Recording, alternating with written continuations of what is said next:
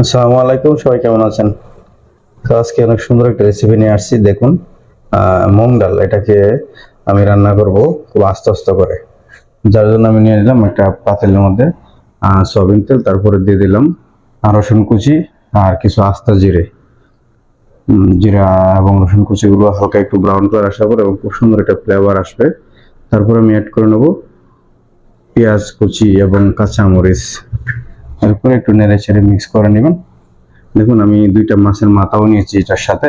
মাছের মাথা দিয়ে আমি রান্না করবো আজকে, তবে পাঙ্গাস মাছের মাথা। আর দিয়ে দিলাম স্বাদ মতো লবণ। দেখতে থাকুন আর দেখেন খুব সুন্দর কালার কিন্তু বিনস গুলো। বিনস দিয়ে রান্না করব, মং বিনস এগুলো। সো আমি কিন্তু এগুলোকে ভিজিয়ে রেখেছিলাম 4-5 ঘন্টা। তারপর এটাকে রান্নার জন্য নিয়ে আসলাম। এই পর্যায়ে আমি দিয়ে দিয়েছি অল্প এটা টমেটো কুচি। টমেটো কুচিটি একটু কালার আসার পরে দিয়ে দিলাম আমি মশলা। দেখেন কি কি মশলা দিয়েছি আমি: হলুদ গুঁড়ো, তারপর জিরা গুঁড়ো, আর মিক্স কারি পাউডার আপনারা ইউজ করতে পারেন। আর জালের জন্য স্পাইসি কাশ্মীরি চিলি পাউডার বা যে কোনো চিলি পাউডার আপনারা ইউজ করতে পারেন। তারপর আমি মশলাগুলো কষানোর পর আমি অ্যাড করে নিয়েছি মাছের দুইটা মাথা।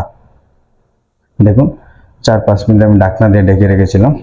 তারপর আবার ফিরে আসলাম, দেখুন কত সুন্দর একটা কালার আসছে। এখন আমি অ্যাড করে নেবো আমার রেখে দেওয়া ডালগুলোকে। বিনসগুলো অ্যাড করার পরে আবার 4-5 মিনিট ঢাকনা দিয়ে রেখেছিলাম। মিক্স করার পরে দেখুন খুব সুন্দরভাবে রান্নাটি হয়ে যাচ্ছে। আবার ঢাকনা দিয়ে রেখে রেখে দেবো। দেখুন পুরোপুরি যখন ফুটন্ত অবস্থা হবে পানিটা, তারপরে আবার আমি অল্প একটু পানি অ্যাড করে নেবো এটার সাথে। পানিটি অ্যাড করার পরে আমি আবার আধা ঘন্টার মতো এটাকে ঢাকনা দিয়ে রেখে দেবো। আর আমি অবশ্যই এগুলোকে পুরোপুরি বয়েল করবো না, আমি হাফ বয়েল খেতে একটু বেশি পছন্দ করি। ভেজিটেবল বা সবকিছু হাফ কুক আমি একটু বেশি পছন্দ করি। দেখেন 20 থেকে 25 মিনিট পর আবার ফিরে আসলাম। আমার রান্নাটি হয়ে গেল, মং বিনস রান্না। দেখুন কত সুন্দর লাগছে দেখতে। আশা করি সবাই বাসায় বানিয়ে ট্রাই করবেন এভাবে। অনেক ভালো লাগবে, আমার কাছে খুবই ভালো লাগে। আর ভিডিওটি ভালো লাগলে শেয়ার করে দিবেন, লাইক কমেন্ট করতে ভুলবেন না।